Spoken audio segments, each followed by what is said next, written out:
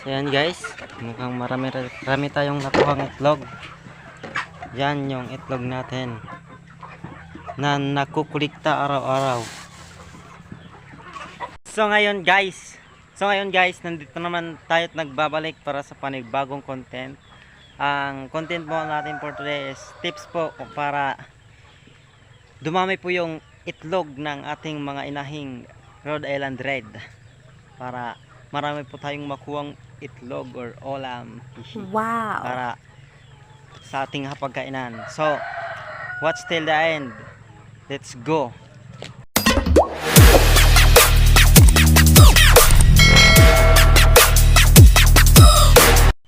Unang tips ay yung tips para mas dumami pa po yung itlog ng ating inahin na Rhode Island Red. So lalagyan po natin yan ng vitamins EDA.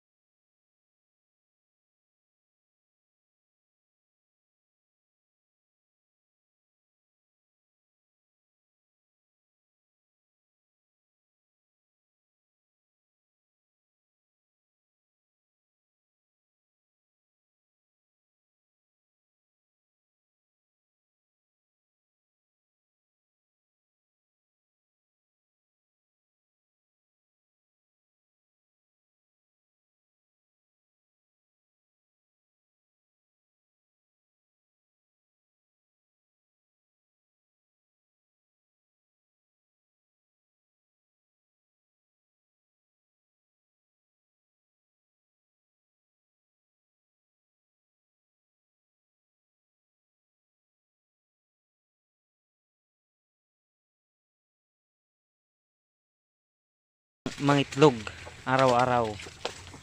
Yan po, ilalagay na po natin yan. So, nandiyan na yun. Butang ta na.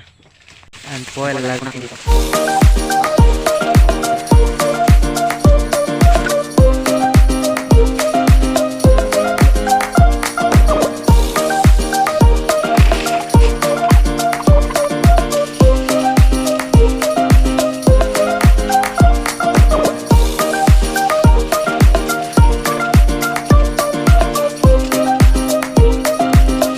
Nababasag na rin yung itlog.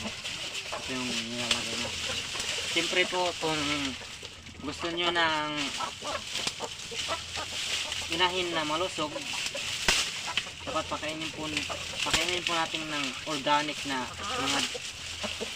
mga dahon-dahon or mga gulay-gulay. Kainin po natin. Ay, pinapakain po namin ito pag mayroong mga dahon-dahon na available, pinapakain po namin ito. mga organic na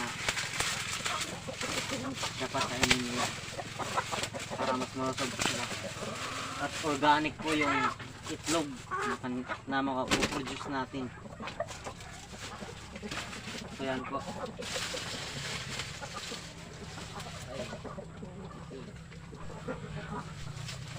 So mukhang buenas tayo dahil nakakuha tayo, nahawakan natin yung iti ng manok.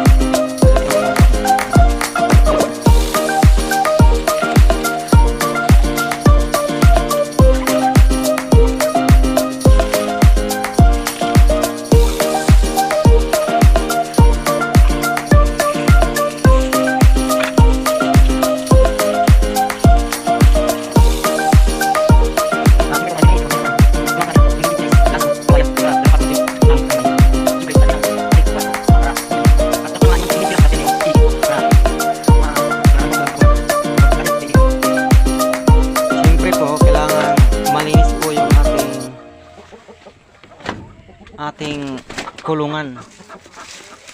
Kailangan malinis po, walang mga dumi-dumi tulad ng plastic para hindi po nila makain yun, hindi sila ma-poison. Kailangan po yung piliin nyo pong mga tandang or inahin is kailangan malulusog po para mabilis sila mangitlog at marami yung itlog nila. Kailangan po malulusog yung ating mga tandang at inahin. So yun po yung pang 4 tips. Dito na po nagtatapos ang vlog natin. Sana nagustuhan nyo. Siyempre huwag nyo kalimutang mag-deserve ko naman yata mag-subscribe kayo at mag-like and comment down below kung mayroon pa kami yung gustong papagawa sa amin. And siyempre comment out, share para mas maraming makapanood nito. At kung sino yung nangangailangan ng tips na to, share nyo sa kanila. So dito na nagtapos ang video natin. Bye.